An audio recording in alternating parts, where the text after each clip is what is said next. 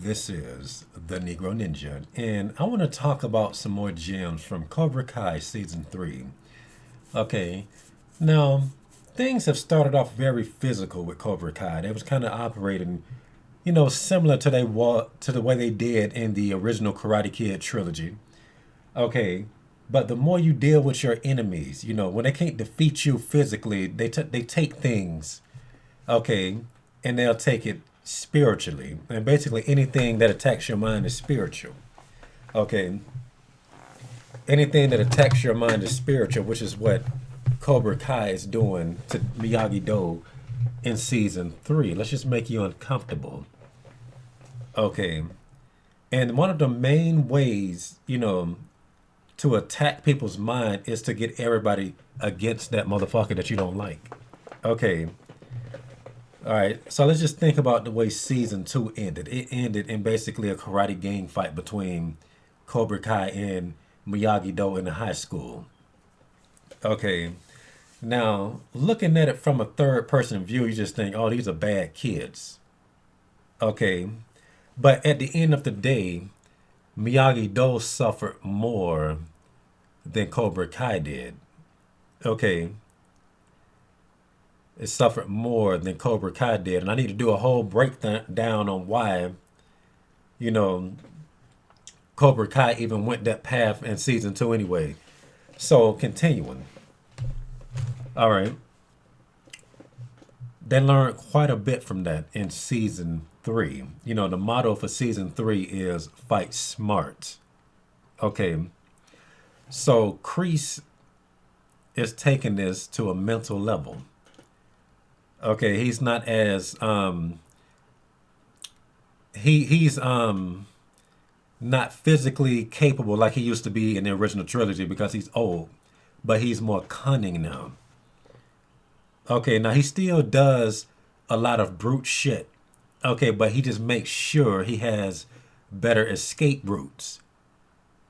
Okay, it's always going to be set up to where whoever retaliates is the one that looks bad most of the time. Okay, every scene that he's in, you watching him play chess. Every interaction is just the pawns in his hands. Okay, the way season 3 is, like if this was an anime or a cartoon, this would be like an episode of the conflict planned out.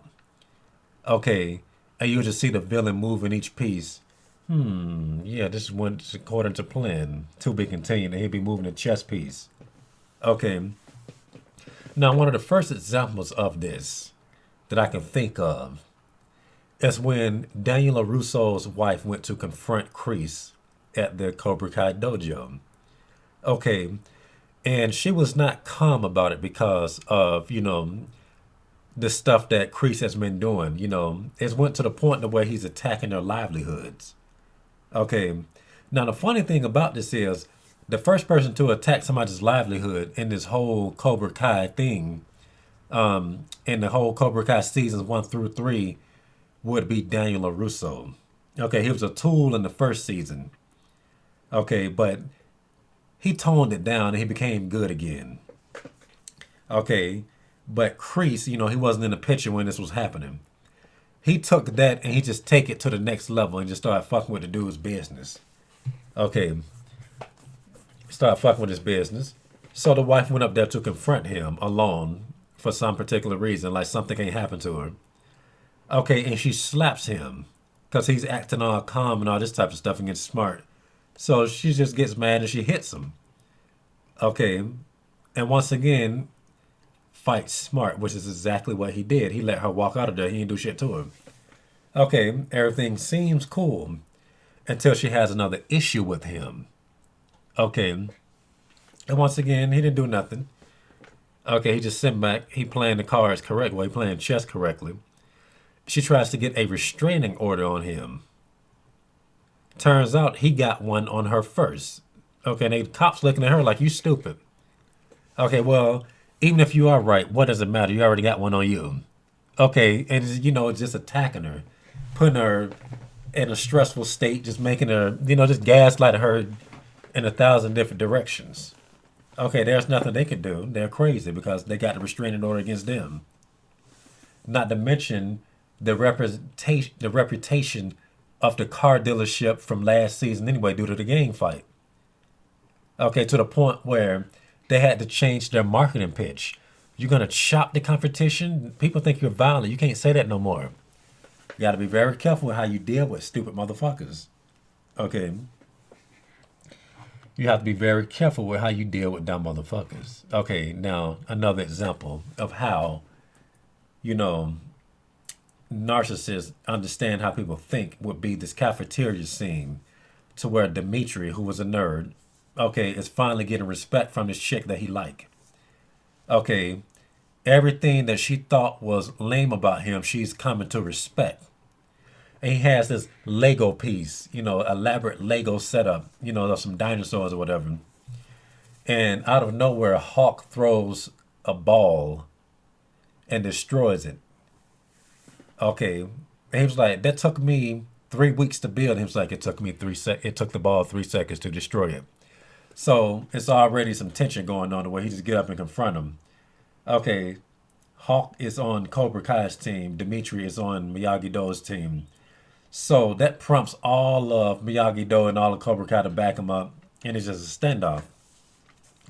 And the leader of Miyagi Do is a female. All right, and she gets in the dude's face because that's the best fighter on that team. So they the two best people, and she defending the nerd. Okay, and Hawk sees the one of the staff members walking about. And he just, they show him looking. He just like, okay, and he says something to provoke Sam into pushing him. And as soon as that happens, the lady walks over there and, basically tells Sam to stop and that she's in trouble. Now, this is very funny because where was she at when this same dude destroyed this dude's Lego set? Okay, they're never around when they should be around, but they'll always see how you respond to things. And that's the game. Okay, wickedness knows that they can't really win against the righteous. So all they can do is just get people to think that the righteous is bad. Okay, that's all they can do. They can just only paint this narrative like Mr. Satan in Dragon Ball Z. Okay, and once again, everybody could see that Goku is awesome. Anybody on Z, they see it's awesome. They see them blowing stuff up. And they just like, okay, now before this happened throughout all the seasons.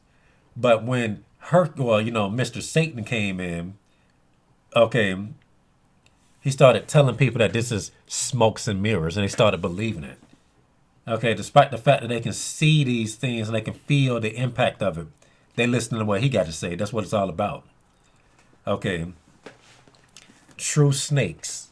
All right, then Sam decides, you know what? I see what y'all are trying to do. Okay, y'all want to fight smart. I'm finna fight smart too. Okay, so they had this soccer match going on. Okay, and she initiates what she learned. I'm finna fight smart too. Instead of kicking the ball, I'm just finna beat your ass while we playing soccer.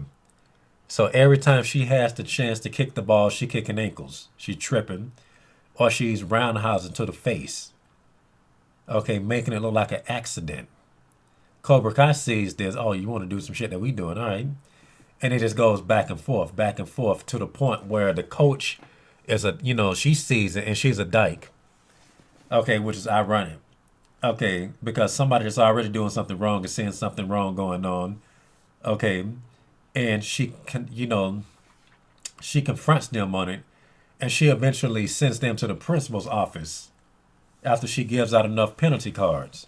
Okay, now what makes this deep is that they both get in trouble right there. This is the part that ultimately doesn't matter right now because the coach can't get them suspended. But they get in trouble right there because they're both affecting the coach. It's a soccer game. She wants people to play soccer, and they're not playing soccer in the way that she likes. Goes to the principal's office. Now you can see how this can be used towards the enemy if you play it correctly. Now, if Sam was able to provoke them into kicking them and stuff, they would have been the ones that sent to the office and they would have got suspended. But what happened is they both get sent to the office and Sam's team, Miyagi-Do gets suspended. Okay, all because Cobra Kai was able to get the principal to sympathize with them. I don't know what they told them. Okay, but they was off the hook, and Sam's team had to get weekend suspension. Okay, and all she did was just get madder and punch the locker, and she's looking like more of a hothead than they are. Okay, and that's just what happens. Okay, and all of this is very, very deep because one thing I noticed in season three, aside from the reoccurring thing of whoever stands up for themselves gets in trouble, whenever Sam, um, whenever she loses her mind, that's when her team loses. Every time she has a calm mind, the team always wins. Okay, because she started having panic attacks of things that happened in the last season, which results in the first team's loss and one of the teammates getting crippled. Okay, which it was everybody was whooping their ass because the leader was whooping everybody's ass as well. Okay, and when the leader's doing good, the morale is automatically increased anyway. You can do it. I can do it too. On that type of stuff. But when she sees somebody, okay, and it reminds her of everything that happened last season, she just and it's very funny to me because I don't know why she would be acting that way when she won last season. Okay, and it happened to her twice. Okay, this whole season, the way she just freezes up and act like a coward. Okay, and she picks herself back up, and they always win. That's what it's always about when you're dealing with your enemies. Okay, when you're dealing with the devil, it's all about endurance. Okay, it is all about endurance because you might not necessarily be able to get them back on a physical level without making yourself look like a crook or like a psychopath. Okay, because once again, nobody gives a fuck about whatever is going on. They give a fuck about whether or not it's affecting them. Now, the first gang fight they had fucked up the whole school, so they both got in trouble, but Miyagi-Do got into the most trouble. Okay, it's just like arguing with the devil. That's just something that you should not do. Okay, it's just like you arguing with a hysterical bitch.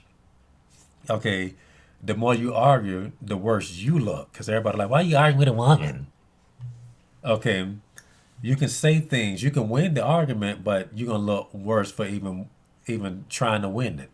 Okay, as far as they can tell, you should be yielding. Okay, to the wickedness. All right, because that's how the world is run, and everybody think that they're righteous, but a lot of people ain't righteous, as you see in these examples. Okay, because if these was righteous environments, you should just be able to retaliate. Oh, that motherfucker did something stupid. I'm gonna beat his ass. Yeah, I saw that. You need his ass beat for that. You got to be able to convince these people that you was right for beating somebody's ass. Okay, but that's not gonna happen in a lot of cases, especially if you flat out dominate these people. Then you the bully. Okay, which is what Sam had to learn the hard way throughout season three as well. Okay, but once again, whatever the enemy uses against you can be used back at them. Like I said, once again, think about the soccer game. They both got in trouble because the coach did not like the fact that the game didn't go smoothly. Smoothly. Okay. But you got to endure. Always have to endure.